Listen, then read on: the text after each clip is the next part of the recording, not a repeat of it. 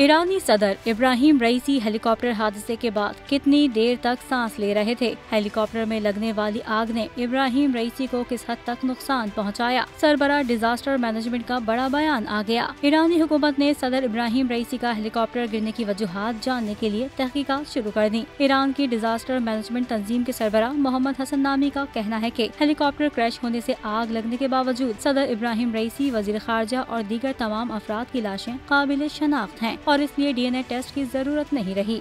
मोहम्मद हसन नामी ने मजीद बताया कि सबसे ज्यादा बेहतर हालत में आयतुल्लाह मोहम्मद अली अल हाशिम की लाश मिली है। हेलीकॉप्टर हादसे का शिकार होने के 1 घंटे बाद तक वो जिंदा रहे और उन्होंने सदारती ऑफिस के सरबराह गुलाम हुसैन इस्माइली को टेलीफोन करके बात भी की थी।